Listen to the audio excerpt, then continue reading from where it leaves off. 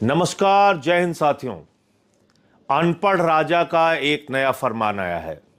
आप जानते हैं अनपढ़ राजा को, हमेशा वो एक नया नया फरमान आपको देते हैं जब भी देश पर कोई संकट आया था। आपको याद होगा कोरोना जब आया था, उन्होंने कहा ताली बजाओ मेरे दोस्तों, थाली बजाओ मेरे दोस्तों, दिया जलाओ मेरे दोस्तों, कोरोना ठीक हो जाएगा। और इस मूर्खतापूर्ण योजना में पूरा देश उनके साथ खड़ा हो गया था। बड़े बड़े पढ़े लिखे लोग, बड़े बड़े स्टार, बड़े बड़े हीरो हीरोइन वो बजा रहे थे ताली थाली, दिया जला रहे थे। इसके पीछे कोई वैज्ञानिक सोच नहीं थी, क्योंकि अनपढ़ राजा ने कहा था, उसका फरमान मानना था।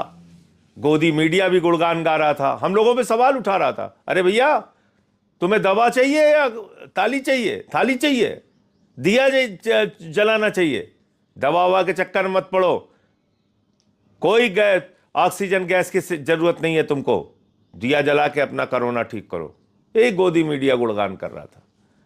अभी अनपढ़ राजा ने एक फरमान दिया है, जब पूरा देश गैस सिलेंडर के लिए लाइनों में खड़ा हो गया, होटल बंद होने लगे, लोग त्राही त्राही करने लगे, मूर्छित होके लाइनों में गिरने लगे, तो अनपढ़ राजा ने कहा मेरे दोस्तों चिंता मत करना, जैसे कोरोना के संकट से हम लड़े थे ऐसे ही हम इस संकट से भी लड़ लेंगे। आप समझ पा रहे हैं क्या कहा अनपढ़ राजा ने? कोरोना के संकट में शमशान में लाशें पटी हुई थी। कोरोना के संकट में 1 करोड़ से ज्यादा लोग इस देश के अंदर मारे गए थे। कोरोना के संकट में पूरा देश एक ऑक्सीजन सिलेंडर के लिए तरसता हुआ दिखा। बड़े बड़े लोग अपने घरों में उनको, उनके परिवार के लोग सहयोग नहीं कर पा रहे थे।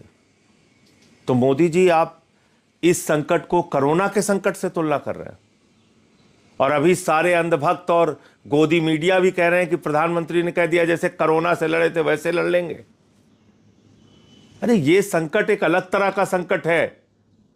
अनपढ़ राजा महोदय, कृपा करके इसको आप कोरोना से मत कंपेयर कीजिए, डरवाइए मत देश को, इतना भयभीत मत करिए देश को।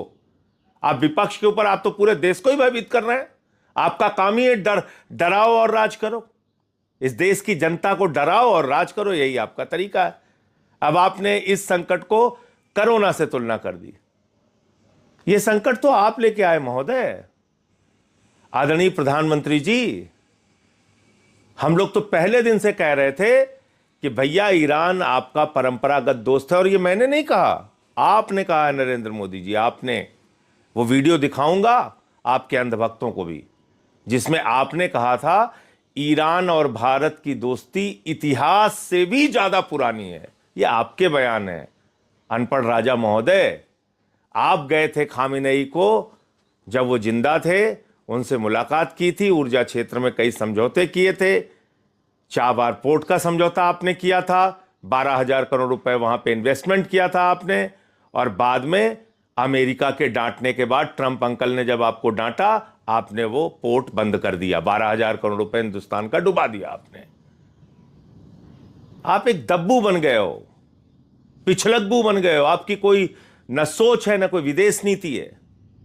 यह संकट आपने पैदा किया, क्योंकि देश की आम जनता को तो यह बात पता नहीं, आपको पता थी कि हारमोज का समुद्री मार्ग, जिस मार्ग का 60-70% हिस्सा ईरान के कब्जे में है, ईरान में आता है, उसी रास्ते से हिंदुस्तान का 60% कच्चा तेल और 50% गैस आती थी।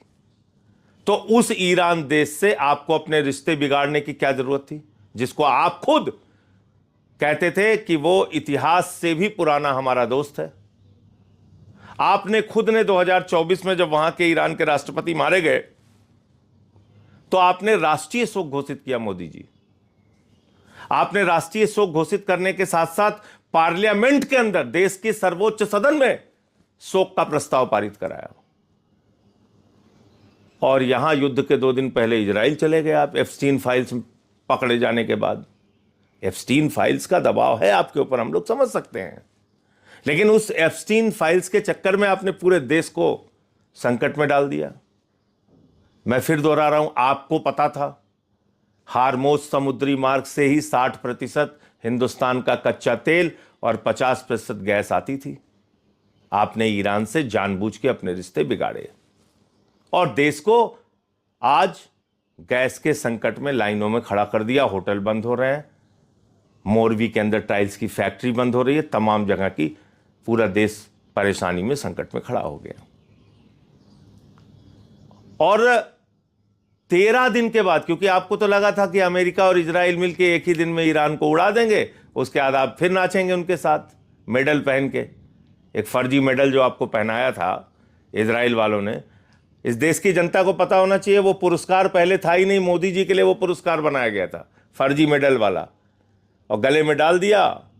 अब मोदी जी उछल के चले आए यहां पे, बोले युद्ध शुरू करो अंकल जी। ट्रंप अंकल ने और इजराइल ने युद्ध शुरू कर दिया। इनको लगा था 2 दिन में पूरा ईरान खत्म हो जाएगा, फिर हम इजराइल और ट्रंप के साथ मिलकर नाचेंगे। तो नहीं हुआ ऐसा। ईरान लड़ता रहा। खामेनेई के मौत पे प्रधानमंत्री खामोश। 160 स्कूली बच्चियां मार दी गई, प्रधानमंत्री खामोश।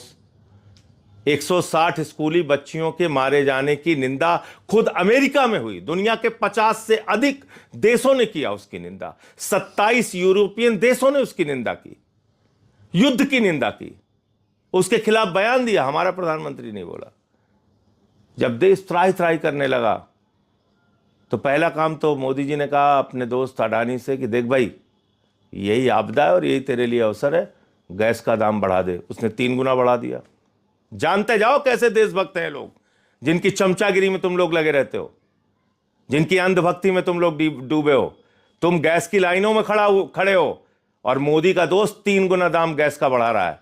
इस पे सवाल नहीं पूछना चाहिए? इतना अंधभक्ति में डूबे रहते हो, जिंदाबाद जिंदाबाद करते हो, और गोदी मीडिया के लोग भी जिंदाबाद जिंदाबाद करते रहते हैं। पूछना नहीं चाहिए कि अडानी ने 3 गुना दाम कैसे गैस का बढ़ा दिया ऐसे संकट के समय में? उसी का गुणगान करते रहते हो तुम लोग।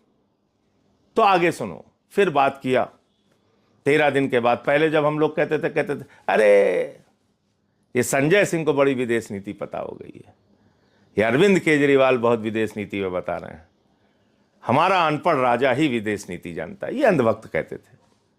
फिर 13 दिन के बाद उन्होंने ईरान के राष्ट्रपति से बातचीत की।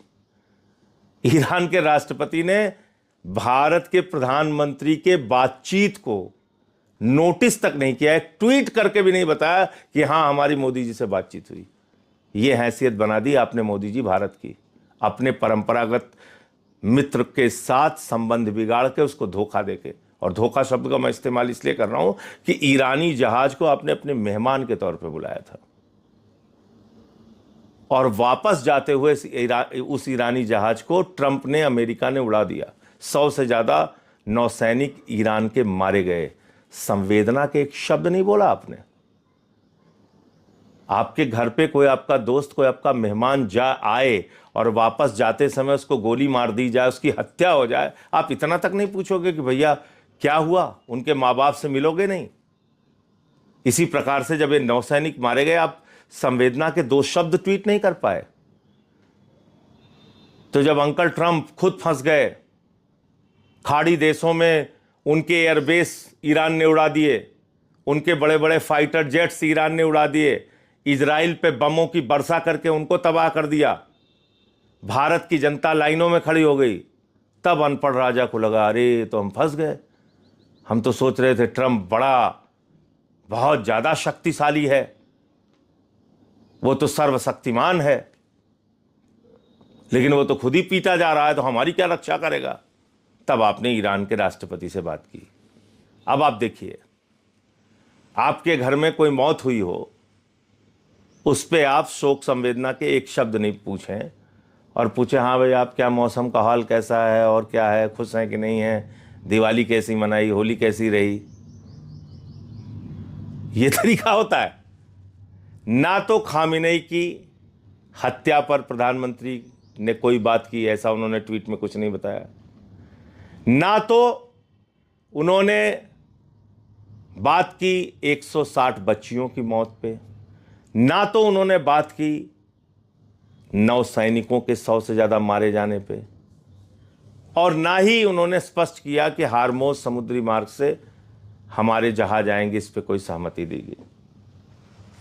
तो आपने एक रस्म अदायगी की देश को संकट में डाल के। अभी मुझे मालूम नहीं, मैं भी चाहता हूं कि ये देश संकट से उभरे और हार्मोज समुद्री मार्ग से हमारी आवाजाही शुरू हो। इस बीच अंधभक्तों और गोदी मीडिया को मैं पूछना चाहता हूं कि आखिर आप लोग कितनी चमचागिरी करोगे? ये खबर आपने क्यों नहीं दिखाई? ये खबर देखिए आप, इसमें साफ साफ लिखा हुआ है कि अब अमेरिका ने कहा है कि वो फिर से टैरिफ बढ़ाएगा। अमेरिका फिर से टैरिफ बढ़ाएगा।